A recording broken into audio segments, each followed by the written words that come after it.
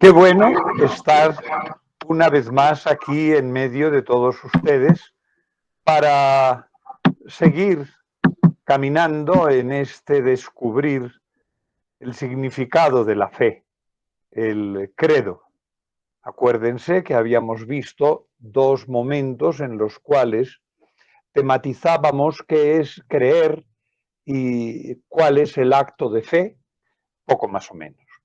Después vimos otros dos momentos en los cuales tematizamos Dios Padre, que un tema importantísimo, pero verán hoy con el tema de la cristología, pues va a haber otros campos, porque así como la unidad de Dios, Dios Padre, es una realidad muy amada en el mundo judío, porque claro, Yahvé es el Señor, eh, la, la proposición de Jesús como Dios va a tener sus dificultades y ahí lo vamos a ver a camino entre el siglo segundo y el siglo quinto.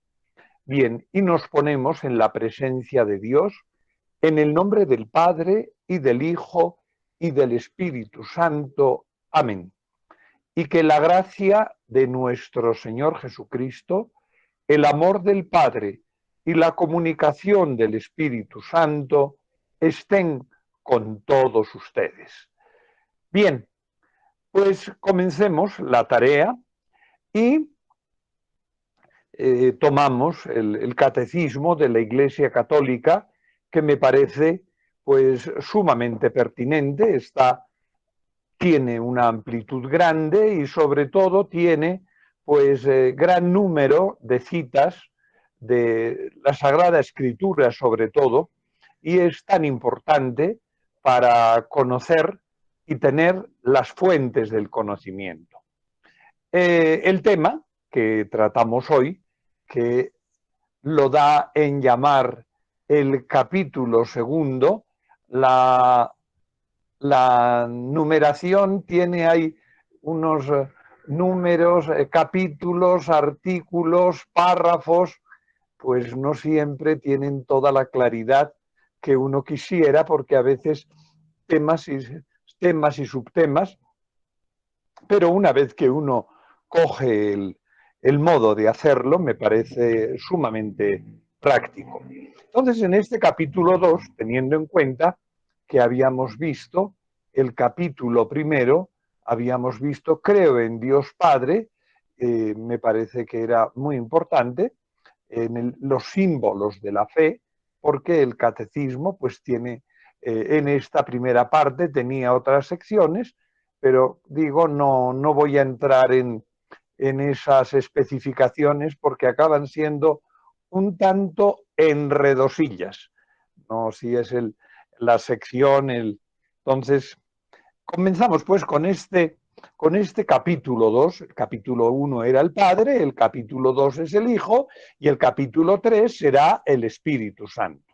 Entonces creo que es así como sencillo para entender la numeración en cuanto a capítulos. Bien, el capítulo 2 es creo en Jesucristo, Hijo único de Dios, Hijo único de Dios. Y vamos a desmembrar estas y particularizar. Y comienza diciendo, creo en Jesucristo, su único Hijo, nuestro Señor. ¿Qué es Jesús?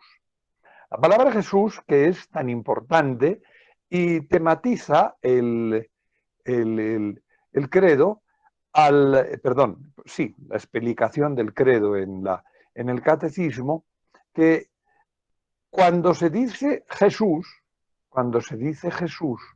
se dice Dios salva. Él es el Salvador. Entonces, cuando se habla de Jesús, no se está hablando el título más importante, le pondrás por nombre Jesús. Jesús. Entonces, la realidad de Jesús es la realidad del Salvador. Dios nos salva. Y al hablar de que Dios nos salva, estamos adentrándonos en un tema que es absolutamente importante, que es la historia de la salvación. Esa historia de la salvación que el pueblo cristiano la ha tenido siempre como algo tan importante. Porque si ustedes se dan cuenta, tantas y tantas oraciones se dirigen a Jesús. Por nuestro Señor Jesucristo, tu Hijo, por Jesucristo nuestro Señor. Siempre hay que tener en cuenta aquello que dice San Pablo, que es que al nombre de Jesús toda rodilla se doble en el cielo, en la tierra, en el abismo, y toda lengua proclame Jesucristo es Señor para gloria de Dios Padre. Entonces, cuando estamos hablando de Jesús, de la persona de Jesús, y aquí veremos las dificultades que a continuación vamos a presentar, pues es que Jesús es el Salvador. Por eso, en toda piadosa devoción y en toda persona que intente ser cristiana, como así les llamaban al siguiente título, pues Jesús, al nombre de Jesús. Hay esa tradición en tierras paisas donde se acostumbran a rezar los 1000 Jesuses. Jesús, Jesús, Jesús, Jesús. Claro, Señor, sálvanos, Señor, sálvanos. No es un nombre cualquiera, sino que es el apelar a Jesús, persona divina, porque Él es el Salvador. Es como de casi podríamos decir, cuando decimos Jesús, sálvanos, un poco tautológico. Salvador, sálvanos. Claro, ¿para qué te llamamos? Porque eres el Salvador. Entonces, esa es la titulación, así, creo en Jesucristo, en Jesús Cristo, porque Jesús es el Salvador, pero es el Salvador en cuanto que es el Mesías. Acuérdense de la noche de Navidad y os ha nacido os ha nacido el Mesías, el Salvador, el Mesías, porque el Mesías era el ungido de Dios, y ese ungido de Dios era el que traía la bienandanza. Y claro, ¿a quién se ungía? Se ungía al rey y se ungía al sacerdote. Va bajando por la barba del ornamento, por la barba de Aarón hasta la franja del ornamento. Esa es la unción. Es cuando el salmo, ese salmo real, habla de la unción, se unge como rey y como sacerdote. Como rey y como sacerdote. Esto va a tener una grandísima tradición. Recuerden como el profeta Samuel unge a Saúl y luego como Saúl mete la pata, pues unge a David y lo unge aquel muchachito rubio que no era importante cuando va a casa de Jesé y todas aquellas cosas tan interesantes porque lo unge. ¿Y qué es ungir? Ungir es recibir el Espíritu, y mediante esa unción se hace rey y sacerdote y por ende se hace santo, porque santo es el que está con Dios. La santidad, ojo, no es una santidad aquí ética, sino que es una santidad ontológica. Uno es santo. Me parece que es muy importante porque cuando somos ungidos, y recuerden ustedes que somos ungidos en el bautismo y somos ungidos después en la confirmación y somos ungidos algunos al recibir el sacramento del orden en cualquiera de los 3 grados, se unge y el cristiano, pueblo de reyes, asamblea santa, pueblo sacerdotal, pueblo de Dios, bendice a tu Señor. Por eso, el ser un Cristo, que todos los cristianos lo somos, somos ungidos como sacerdotes, profetas y reyes.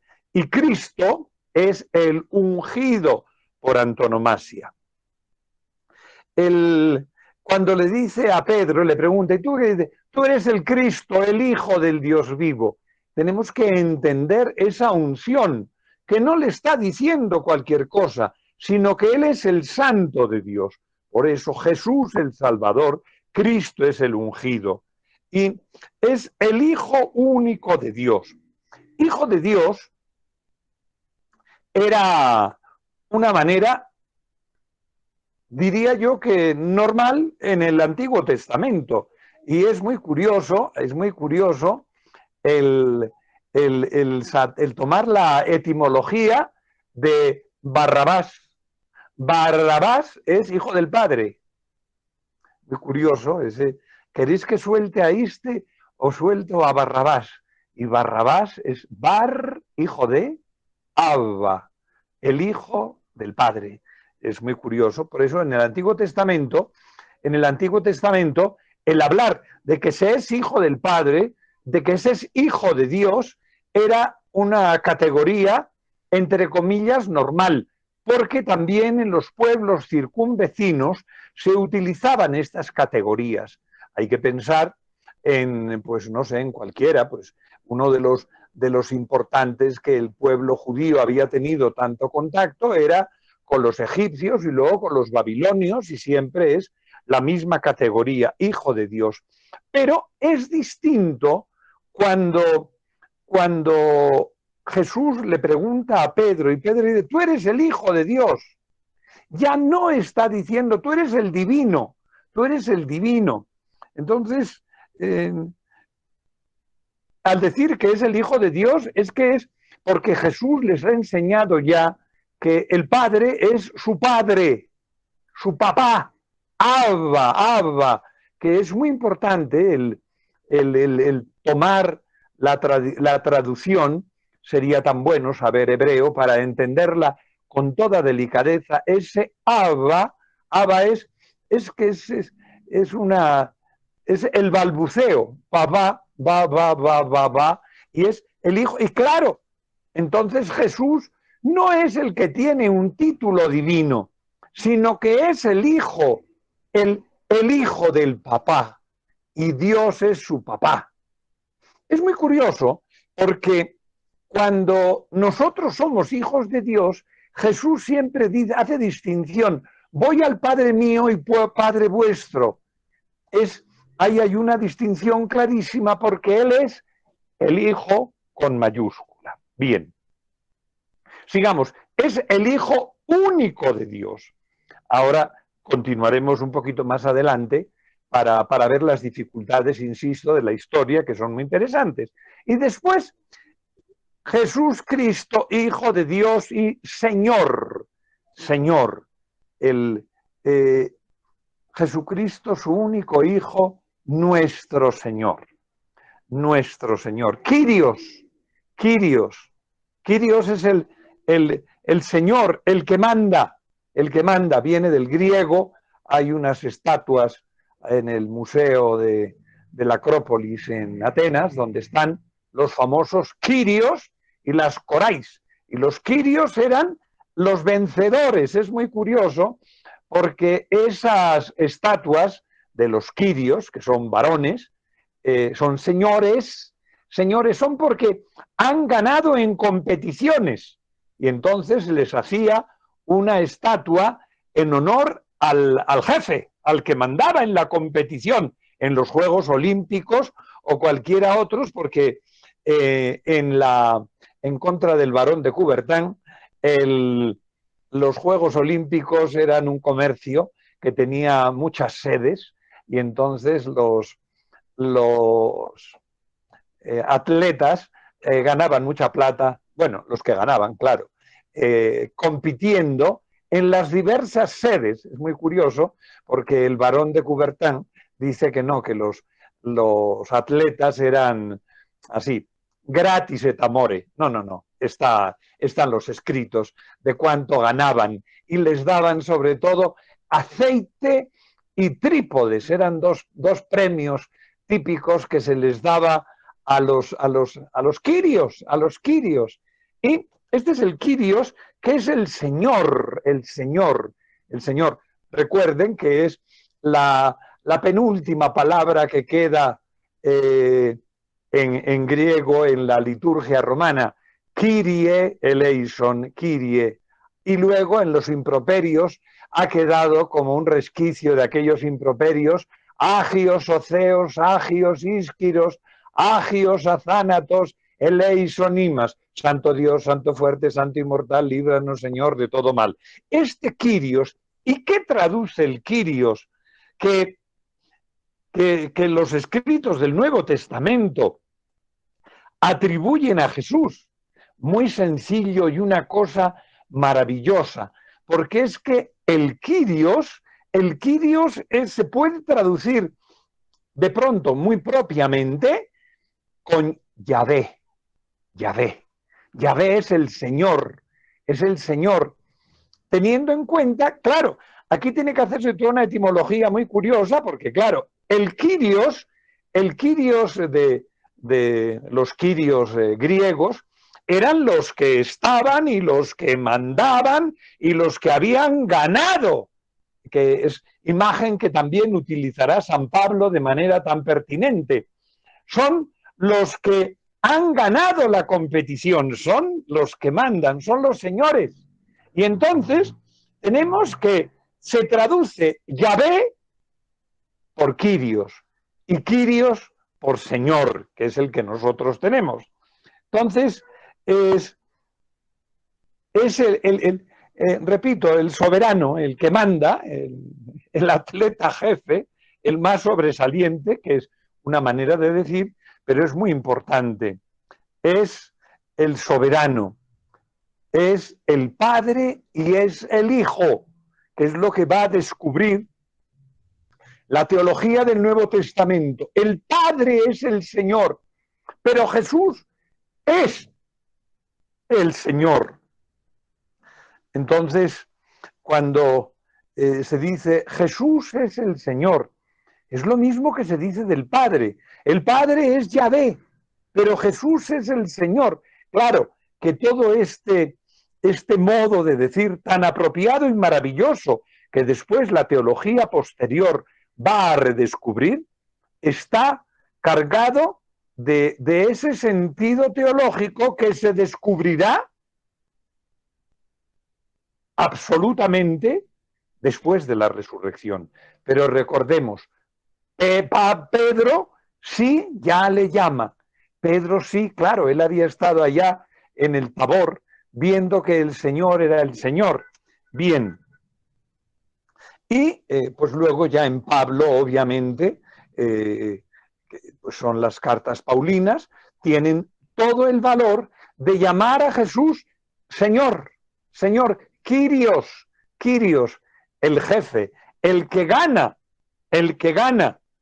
en la competición. Es muy hermoso, me parece. Sobre todo, pues, que habría que hacer toda una lectura, pero por mor de brevedad tendremos que omitir, pero es el saber el himno de Filipenses. Cristo, a pesar de su condición divina, no hizo alarde de su categoría de Dios, al contrario, se despojó de su rango y tomó la condición. El himno de Filipenses es que es el Señor, se despoja, y entonces deja la divinidad y se hace hombre, pasando por uno de tantos. Pero Él es el Señor.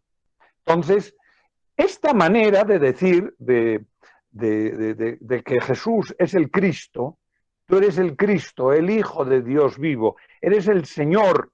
Entonces, ha pasado de una manera, pues, fácil y es la que tenemos en nuestra liturgia. Y acuérdense que cómo hemos traducido Dominus vobiscum. El Dominus es que es la misma etimología, porque el Dominus es el Señor que manda en la casa. El Dominus, el Señor de la casa, el que manda en la casa, ese es el Señor, y ese Señor que manda en la casa esté con ustedes. Y nosotros, en el castellano, hemos traducido el Señor esté con ustedes. Parece que es una manera pues tan pertinente con el lenguaje que tiene el credo. El Señor, el Señor. Es igual, el Señor es el Padre es el Señor. Entonces, y el Hijo es el Señor, es el Kyrios y es el Señor, es el Señor. Bien. Es la misma manera de decir que está al final del Apocalipsis. Ven, Señor Jesús. Maránata. Maránata. Ven, Señor Jesús. Sí, yo vengo pronto.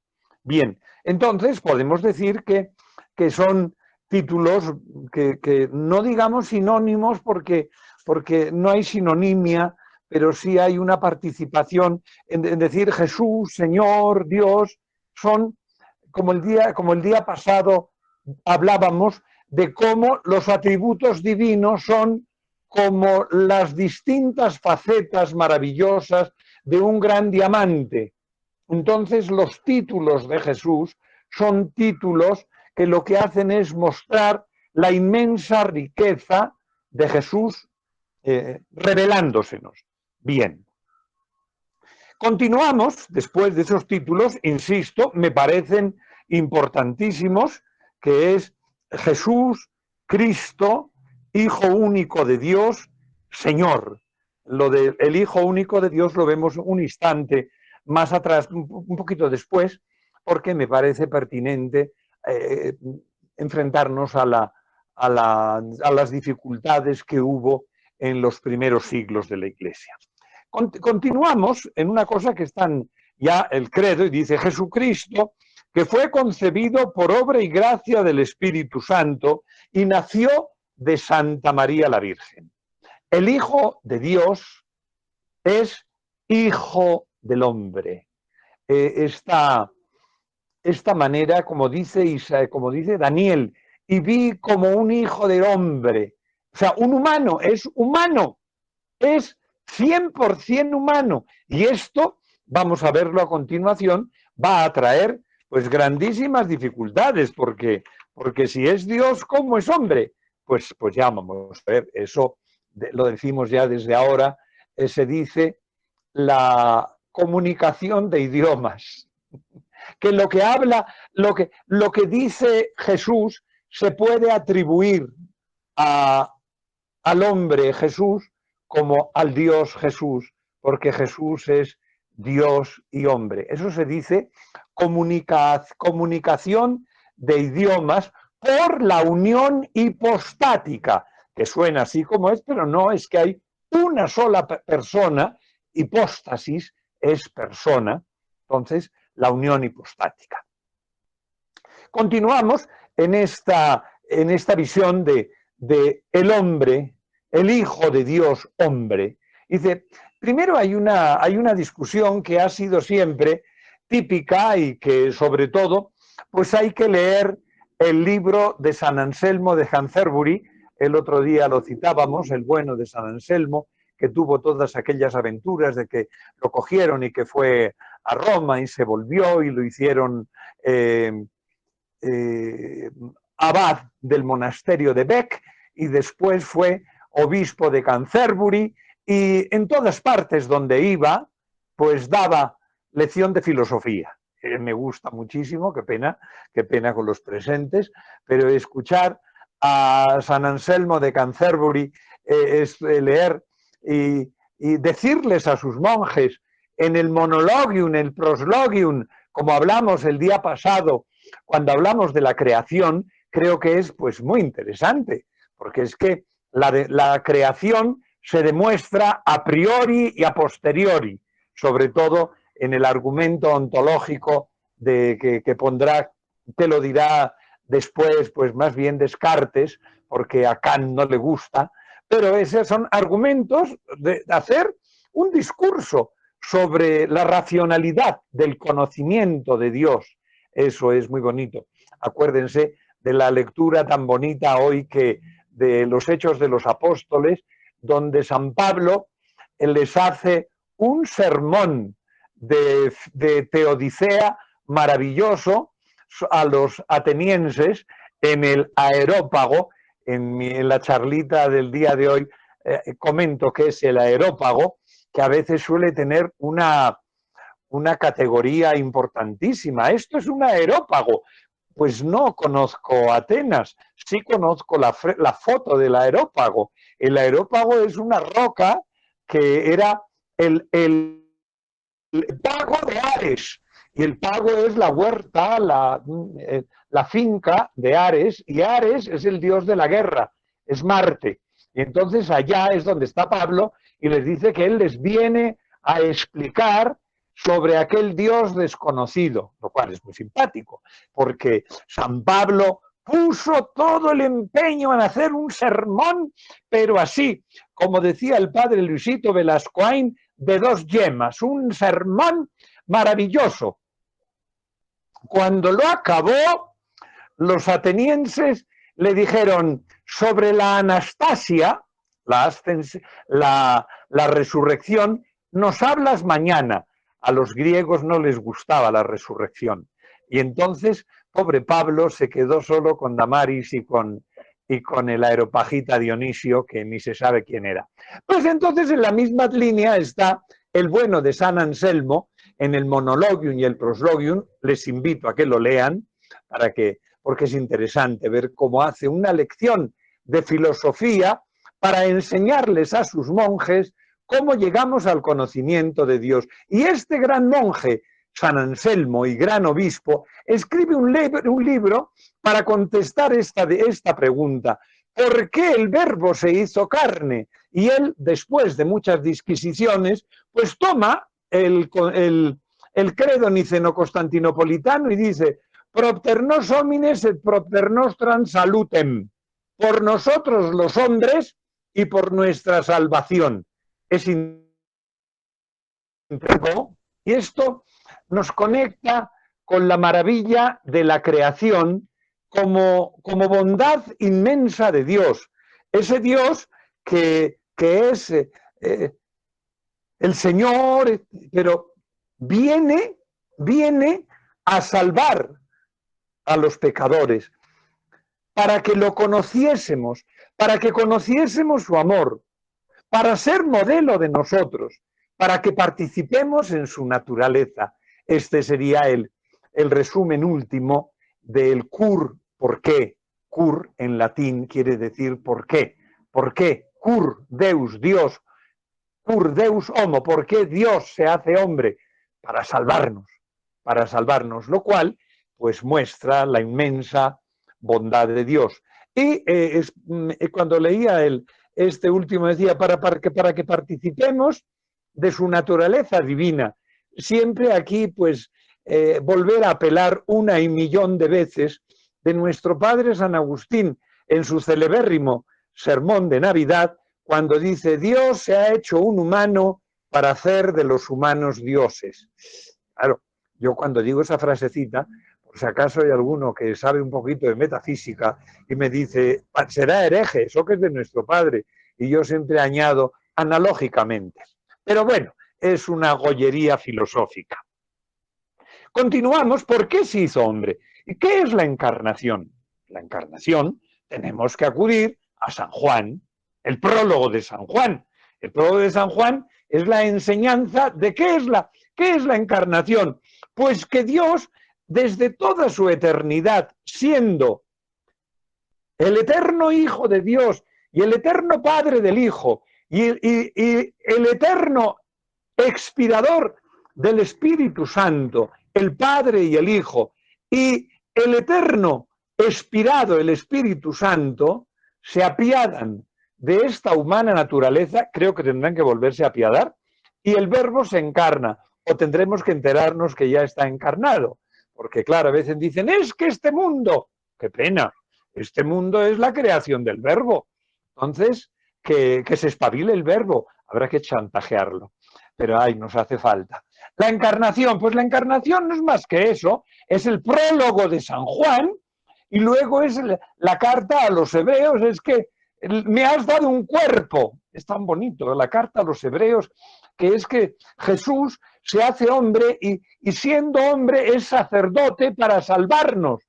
El paralelismo de la carta a los hebreos, que muy maravillosamente nos explicó hace muchos años el padre Ciordia, y lo recuerdo siempre con inmenso cariño, porque era un hombre de, creo que todavía vive, de Peralta era, de grande santidad, y aquel año nos dijo, este año he entendido la carta a los hebreos, y yo, pobre estudiantillo novato, diría, Jesús, qué cosas, pero sí, siempre me ha sido infinitamente útiles las palabras del padre Ciordia, porque Jesús con su cuerpo, o sea, con su encarnación nos salva y entra al tabernáculo, que no es el tabernáculo del Antiguo Testamento, sino que su carne es el templo para entrar en la gloria.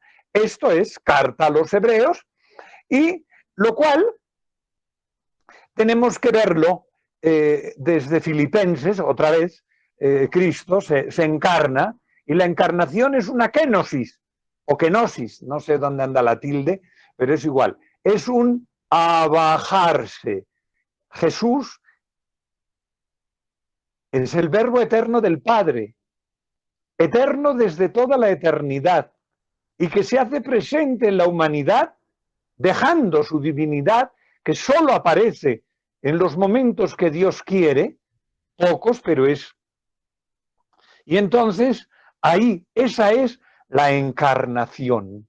La encarnación, que es la toma de la humana naturaleza y elevarla a la categoría divina, porque Jesús es Dios y hombre.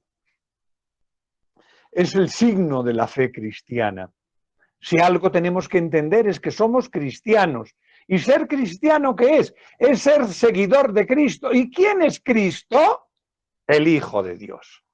Por eso, cuando pues otros modos de entender las relaciones religiosas en cuanto religare o relegere, si yo me religo a otra persona, pues estará bien, bendito sea Dios, yo soy seguidor pues de sabe Dios quién. Y entonces, pues bueno, según la grandeza del líder podrá ser, pero es que nuestro modelo es Dios, Dios. Y entonces no estamos aprendiendo a hacer ni música ni filantropía, estamos aprendiendo a ser dioses, dioses. Por eso la encarnación, que es la salvación y el modelo, es para aprender a ser dioses. Pónganse luego delante del espejo y hagan un paso de modelaje, a ver si nuestro caminar es divino o no. Tenemos que caminar con el alma. Bien, verdadero Dios y verdadero hombre. Aquí es donde decía que tenemos que ver las dificultades que ha tenido el progreso del conocimiento de la teología, puesto que en los primeros siglos encontramos grandes dificultades para entender esto, porque claro, es el misterio de la encarnación. Como dice Juan, él lo entiende. ¿Y por qué lo entiende Juan? Porque él dice, es que es el verbo que nosotros hemos visto, el que hemos tocado. Este es el verbo. Claro, cuando San Juan dice cosas, las dice en clave de experiencia. Y por ejemplo, al hablar de cómo se entrega, que es Aurietis Aquas, Pío XII, si la memoria no me falla, Aurietis Aquas, que dice, sacaréis aguas con gozo de las fuentes de la salvación. ¿Y qué es lo que estará diciendo San Juan? Pues en la lanzada dice, y es no sé, es como un explayarse del evangelista, porque dice, y le dieron la lanzada y salió sangre y agua. El que lo vio da testimonio y él sabe que dice verdad. Y lo dice para... Uf, Es una maravilla, porque Juan está viendo y él conoce. Claro, cuando Juan escribe el Evangelio, pobrecito chinito que estaba allí al pie de la cruz, aquel día lo habría visto y lo vio y se habría quedado boquiabierto consolando a María, pero él entendió que estaba saliendo sangre y agua. Y entonces, después, cuando va a escribir, dice, es que de allí estamos saliendo todos. Es la maravilla de San Juan. Ellos conocen al verbo, y es el verbo el que... Y claro, Pablo, que es el más escribidor, con perdón, de todo, porque tiene, claro, él ha tenido la experiencia de Jesús resucitado, camino de Damasco, y le ha dicho, ¿por qué me persigues? ¿Por qué me persigues? Hay dos momentos bonitos, ese me persigues, que es Jesús, que somos la Iglesia, y luego en el Concilio de Jerusalén, que leíamos estos días en los Hechos de los Apóstoles, el Espíritu Santo y nosotros hemos decidido que, o sea, la Iglesia, somos Jesús, es el Espíritu Santo, somos nosotros, somos un club muy perfecto, pero no porque estemos nosotros, pobrecitos, iba a decir pendejos, pero no digamos groserías, pero sí que es, en este club eclesial, quien es importante es el Espíritu Santo, que es nuestro consultor, y Jesús, que es nuestra vida. Esto es, para entender eso, los apóstoles lo entendían muy bien, pero posteriormente hay dificultades de explicación. Y entonces, pues voy a hacer aquí voy a hacer 6 punticos diminutos para decir cuáles habrían sido en estos 6 primeros siglos de la Iglesia, acuérdense de los concilios ecuménicos, los importantes Nico, Eca, Nico. Sí, ya se aprendieron el trabalenguas, Nicoeca, Coconico. Pues esos Nicoeca, Coconico están ahí porque son todos esos concilios donde la Iglesia tiene que esforzarse en exponer con toda claridad la fe. Nicea, Constantinopla, Éfeso, Calcedonia, Nicoeca, Constantinopla, Nicea, Constantinopla. Sobre todo hay más concilios en Constantinopla porque el emperador de Constantinopla es muy importante y a final de cuentas pasa como en el Vaticano II. El Vaticano II tuvo una duración pues no muy larga, pues porque todos los padres que estaban allí comían y almorzaban todos los días y entonces las finanzas vaticanas pues estaban muy flojas, entonces dijeron tenemos que acabar el concilio. Pues aquí pasaba lo contrario, que si los concilios los hacían en Constantinopla tenían una subvención imperial y les iba bien. Entonces, en esos tiempos, con esos concilios, a los cuales les invito a que se acerquen, pues había unas dificultades. En el siglo I, y eso hay que tener en cuenta, que ya desde el primer siglo de la Iglesia lo vimos algún momento cuando hace X años estuvimos viendo las cartas de San Juan y luego la historia de la Iglesia.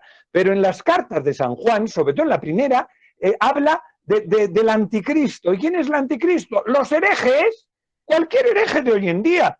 Alguien decía algo el otro día y le dije, no coquetee usted con la herejía, es muy malo, pero herejes ha habido siempre.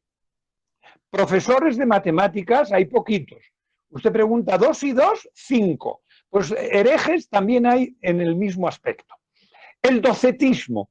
El docetismo, viendo que Jesús era Dios, lo que les quedaba maluco era explicar qué es el cuerpo. Porque que Jesús era Dios, facilísimo. Pero que sea hombre, qué poquita cosa. Los humanos somos tan poquita cosa. Y entonces hubo un grupo de personas, allá por el siglo II, que dicen, no, lo único que vale es Jesús como Dios. Lo otro es aparente. Ay, Estas herejías siguen vigentes hoy en día cuando nos importa solo Jesús como Dios, pero el Jesús que tenemos tan cerquita, en el mendigo que está aquí enfrente y que todos los días lo veo y rezo por él, pobrecito, pero el padre José ya ha hecho cosas, pero no hay manera, el viejito está feliz en su cambuche. Es el rostro de Dios, el rostro humano. Entonces, decían los docetas que la humanidad de Jesús era una humanidad aparente, dóqueo, aparente. Después, en el siglo III, aparece otro personaje que será un obispo, Pablo. Normalmente los herejes suelen ser obispos, ¿eh? No les dé susto, entonces, pero claro, lo malo no es ser obispo, hereje, obispo sí es gravísimo. No es ser hereje, sino lo malo es ser pertinaz en la herejía. Y Pablo de Samosata dice que es que el verbo adopta una humanidad, pero lo que es el verbo, es lo importante. Junto a Jesús está el Hijo de Dios. La naturaleza, o sea, hay como un disfraz. Por eso Dios es muy parecido al docetismo. La naturaleza sí existe, pero es a modo de disfraz, de adopcionismo, adopta. Es como si voy a hacer una obra de teatro y me visto de la patasola. Entonces, pues seré la patasola. Pues no. Cada cual es lo que es, se disfrace de lo que se disfrace. Bien, Pablo de Samosata es condenado en el Concilio de Antioquía en el 268. Ojo, este no es un concilio ecuménico, ¿sí? Nicoeca, Coconico son concilios ecuménicos de toda la Iglesia, oikos, de todo, ecuménicos, de la economía, de todos. Bien. Posteriormente vamos a tener otro personaje que va a ser condenado en el concilio de Nicea, que va a ser Arrio.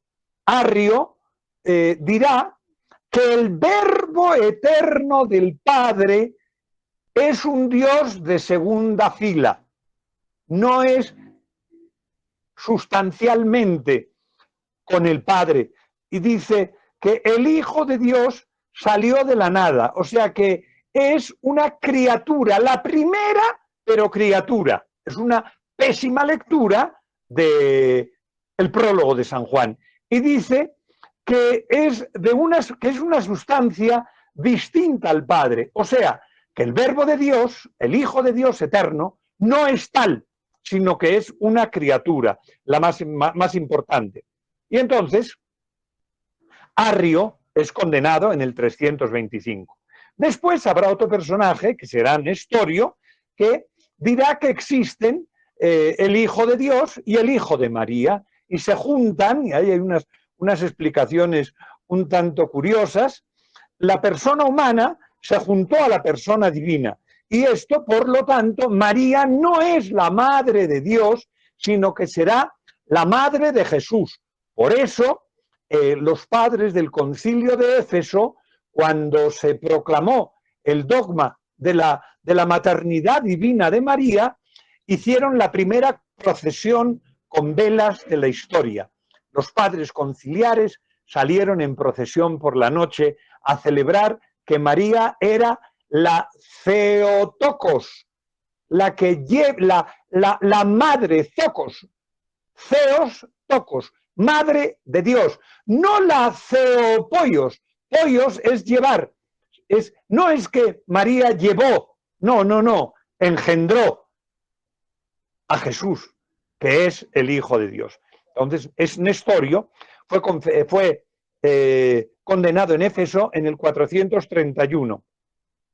Y después hay una serie, por eso vemos el de Coconico, hay Nicoeca, Coconico, o sea, todos, porque luego hay unos que intentan arreglar unas cosas con los monoenergetas, monoteletas, pero en el concilio de Constantinopla, en los concilios de Constantinopla se va apurando esa realidad que el Hijo de María es el Hijo de Dios. que no hay dos. Eso es muy importante. Entonces, la naturaleza humana es asumida plenamente con entendimiento y voluntad. Jesús es totalmente hombre y totalmente Dios, que luego quien lo va a afirmar fue Calcedonia. Calcedonia va a hacer esa, como hemos visto, contra el monofisismo de Eutiques, dice no, es absolutamente hombre. El alma de Cristo es plenamente humana. Por lo tanto, lo que dice el Evangelio, que creció en gracia y en salud delante de Dios y de los hombres, y se fue anonadando y se fue haciendo más hombre. Apolinar de la Odisea dice que el verbo sustituyó al alma humana. Eran maneras de dejar que solo el Hijo de Dios fuera Dios. No, no, no. Es hombre. Es hombre. Ojo, no es persona humana. No digan eso, que eso es una herejía, aunque no lo crean. Bien, Cristo como hombre conocía a Dios plenamente. Jesús, cuando dice, él conoce a Dios. La voluntad humana de Cristo. En el Concilio III de Constantinopla dice que se tienen dos voluntades y dos operaciones. Por eso digo, todos los coconico, esos van aclarando. El cuerpo de Cristo es verdadero, no es aparente, no es dóqueo. Se afirmará en Letrán, en el 649, que la humanidad de Cristo es verdadera y es limitada, porque claro, si era Dios, pues podía ser más grande. Y en el Concilio II de Nicea dice que sí tiene que haber imágenes, porque las imágenes son la representación de ese Jesús de la historia. Entonces, me parece que es muy importante esta afirmación de Letrán y del segundo de Nicea, porque es decir que Jesús es Jesús. Y por eso podemos hacer representaciones en contra de los que hacían la guerra contra las imágenes, los iconoclastas, y decir, no, la humanidad de Jesús es lo que es. Y desde acá se concluye algo que es tan importante. Lo que se concluye desde esta realidad es que el corazón encarnado del verbo, el corazón del verbo encarnado, conoce, y aquí está Jesús visto con los ojos de Juan el día de su muerte con la lanzada, porque el corazón de Cristo, el amor de Jesús, porque el corazón es el símbolo de su amor, nos conoce y nos ama a todos, como hemos visto y vimos en algún momento en la encíclica Aurietis Aquas de Pío XII. Qué bueno seguir por acá. El tiempo, dije que era que hablar del verbo es un poquito largo, pero me pareció muy maravilloso, y entonces permítanme que le demos gracias a Dios. Te damos gracias, Señor, por los beneficios que siempre nos concedes, a ti, que vives y reinas por los siglos de los siglos. Amén. Y que nos bendiga Dios, que es Padre, Hijo y Espíritu Santo, que descienda sobre ustedes y les acompañe siempre. Amén. Amén. Muchas gracias. Gracias, Padre.